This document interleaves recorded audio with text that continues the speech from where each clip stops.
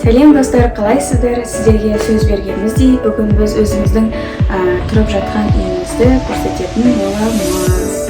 Яғни рум-тур. Ал ендеше бастайық.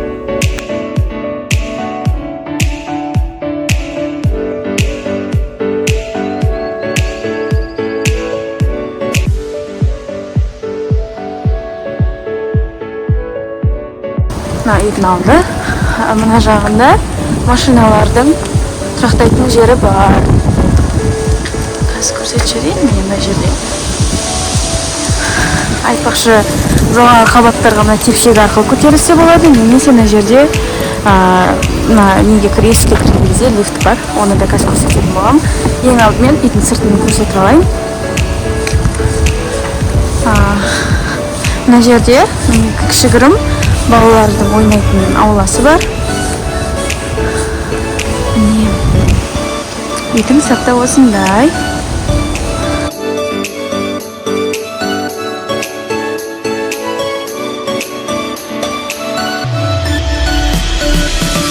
Ташқанда дереу мына жерде үйді бақылап басқарып отыратын адамдар отырады.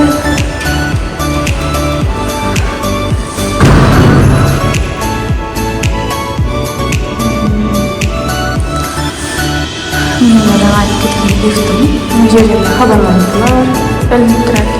Мына жерге келген кезде, мына жерде пост жағындай почта хабарламалар, хаттар қалдырады деген. Қазір сіздерге қабатқа көтеріліп көрсететін боламын. Лифттен шықтық. 3-ші қабатқа келдік. 3-ші қабатқа дейін ғана лифт барады. Мына жақта бір өкініштісі.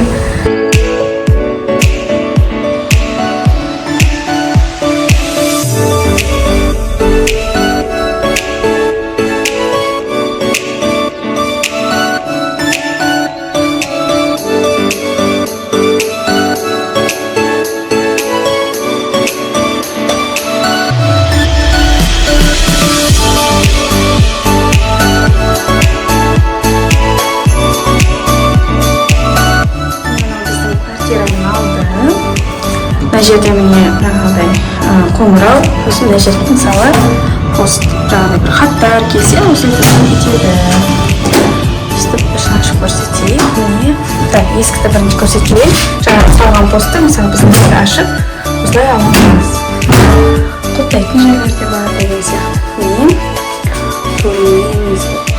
кіреберіс осындай. Кіреберіске келген кезде бірден міне мына аяқ киім тұратын, өзімізден аяқ киім салып қойдық. Шкаф бар, аяқ киімдерді естіп салып қойдық. Сосын мына жерде кішігірім тағы шкаф бар. Бұл жерге енді біз майда шетел құрылыс заттарын деп айтамыз ба, салып қойдық. Сосын маска, әдеттегідей дезинфектор осындай. Баламыздың коляскасы осылай келеміз. Бұлау кіреберістен бізде ұзынша коридор кеткен, дәліз деп айтамыз ба. Осы дәліздің бойында бөлмелер орналасқан. Ең бірінші мен сіздерге жаңағыдай дәретхананы көрсетемін. Ең бірінші міне өздеріңіз көріп тұрғандай дәретхана тұрады. Осының іші мындай. Дәретхананың іші осындай. Айтпақшы сіздерге айта кететін қызық. Негізі Астанада да көрдік қой деп осындай умный туалет деп айтамыз, сондай бар. Мысалы, мына кнопкаларды басса, жаңағыдай бидет деп айтады. Мына жерде мысалы жуыну, тағы басқа деген сияқты. Мысалы, музыканы қосып қойса болады деген сияқты өзінің көрсеткіштері бар. Одан кейін келе жатқан кезде бірде мына біз мына бөлмеге келеміз. Бұл бөлме жолдасымның офисі деп айтамыз ба.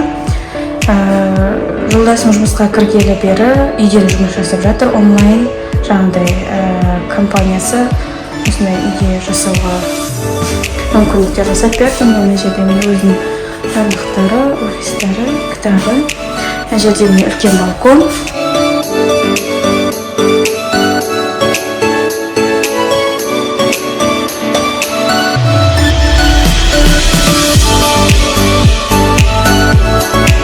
Одан кейін бұл бөлмеде встроенный шкафтар бар. Жаңағыдай қабырғаға кіріктірілген шкафтар. Мына жерге біз енді қағаз, сондай бір заттарымызды салып қойдық өзіміздің бөлмеде. Осы жалпы бөлме осындай. Одан кейін екінші бөлмені бірден көрсете салайын. Мына біздің екінші бөлмеміз.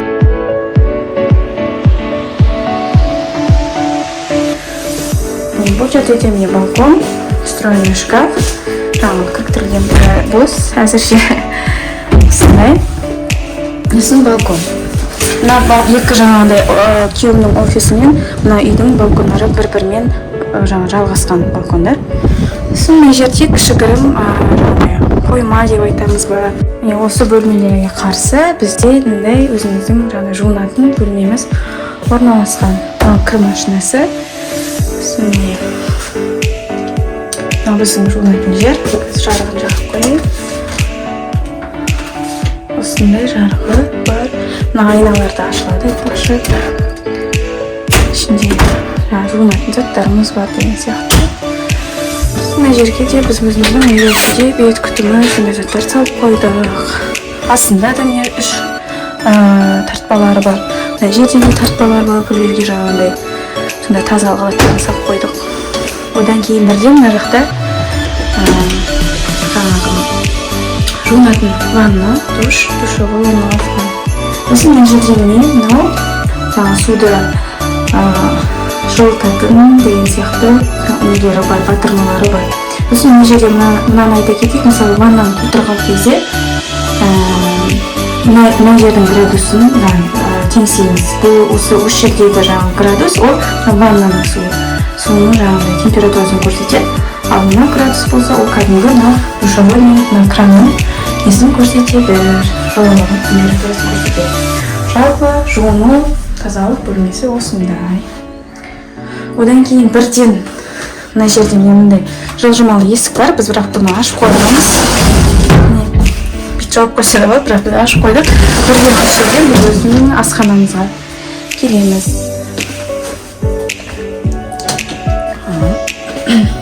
Асхана міне осындай. Холодильник. Мына жерде міне газ. Мына жерде газдардың бәрі де электрлік ток арқылы. Осындай тартпалар да бар. Міне жаңағыдай неғылатын түтін бу тартатын дегенде. Міне шкафтар да бар. Жуатын жерлер. Сосын мына жерде біз өзімізге су жылытатын, біздің газымыз, печкамыз, мындай пісіреді. Бізде райс кукер, жаңағыдай күріш пісіретін. Менің фартуктарым өзімнің. Міне қоқыс жәшігі. Жалпы ас бөлмесі осындай. Шыққаннан кейін бізде бірден қонақ үй басталып кетеді. Жалпы қонақ үйіміз осындай. Мына жерде менің көмекшім бар. Робот пылесос. Өте таптырмайтын жаңағы. Қыз-келіншектерге өте жақсы не екен. Қалай деп айтсам, көмекші. Сосын айтпақшы мына жақта да біз жаңа дәліз ғой үлкен. Осымен тіке келе берсе де осымен қонақ үйге келеміз. Мына жерде міне жаңағыдай сырттан қоңырауды басқан кезде кім келді, соның бәрін көре аламыз. Сөйлейтін несі де бар. Сосын осындай. Қасында кішігірім шкаф бар. Артында тартпалары бар деген сияқты. Осындай бөлме бастап кетеді.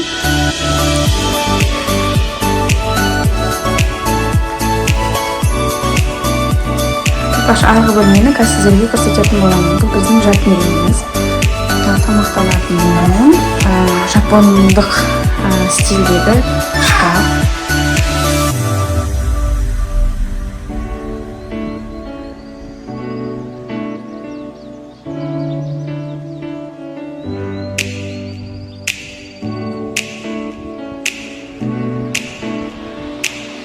Қонақ бөлмеден кейін бірден төргі бөлмеде біздің жатын бөлмеміз орналасқан. Мынау айтпақшы сырмақ. Біздің анамыз бізге арнайы қолдан жасап берген болатын. Арнайы біз үшін Шыңжаңнан келді осы сырмақ. Өте әдемі. Қолдан тігілген сосын мынау біздің енді жатын бөлмеміз. Мына жерде міне екі кіріктірілген шкаф. Мынау ауаны ылғалдандырып тұратын зат деп айтамыз ба. Осындай бөлмеміз. Мынау міне кондиционер. Айтпақшы, айта кететінік, осы Жапонияда негізі орталық жылу жүйесі жоқ. Барлық үйде осындай кондиционерлер, барлық үйлер осындай кондиционерді қолданады. Мысалы, қыста жылытқыш ретінде, жазда суытқыш ретінде қолданады. Сол себепті де, мысалы, Жапонияда ауа таза. Қазір мен сіздерге аспанды көрсететін боламын. Сол кезде өздеріңіз байқайсыздар айырмашылықты. Осындай. Сосын әр бөлмеге жаңа айтып өткенімдей балкон. Үлкен балкон орналасқан. Сіздерге балконнан шығып, балконды көрсететін боламын. Осы жатын бөлмесі. Балконды көрсеткен. Айтпақшы, осы қонақ бөлменің, осы жатын бөлменің балконы біріктірілген. Бұл жерде біз көбінесе жаңағыдай кір жаюға қолданамыз. Ана жерде балкон, терезе, ол біздің қонақ үйге кіретін бөлме. Осындай. Міне аспанды қарасаңыздар болады. Өте таза, тұнық.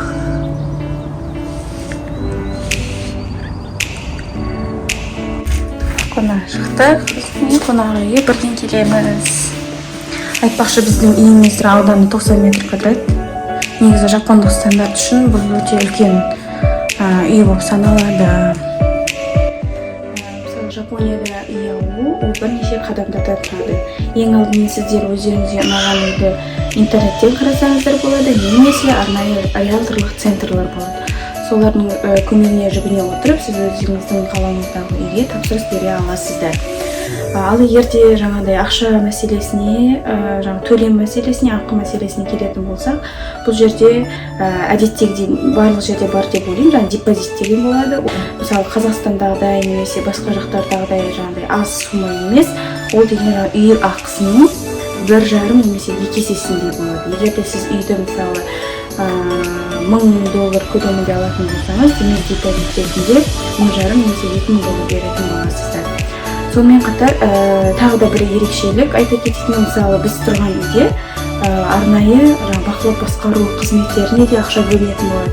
Егер де мысалы үйде бір кішігірім бір жөндеу жұмыстары қажет ететін болса, онда ол кісілер тегін келіп жөндеп береді. Яғни ол ай сайын біз беріп отыратын ақша ретінде, оларға ақы ретінде болып саналады. Демек сол бар. Және де тағы да басқа ең ерекше нәрсесі, бұл жерде біз алғаш келген кезде таң қалған болатынбыз. Яғни ол үй иесіне берілетін сый ақы. Яғни ол қайтарылмайды, бірақ оны сіздер міндетті түрде берулеріңіз керек. Ол шамамен ол да 1,5 немесе 2 есе көлемінде ақша болады. Сонымен қатар басқа да жаңағыдай кілтке деген сияқты ақшалар. Және де әдеттегідей риэлтордың көмегінің жұмысының ақысында төлейсіздер. Міне осындай жаңағыдай қадамдар болады. Сол арқылы сіздер өздеріңізге қажетті, өздеріңізге ұнайтын үйді таба аласыздар. Ендеше құрметті көрермендер, біздің видеомыз ұнайды ма тұрмасын басып, каналымызға тіркеліп, немесе астарына комментарий, өз ойларыңызды жазсаңыздар болады. Келесі видеода жүздескенше қош сау болыңыздар.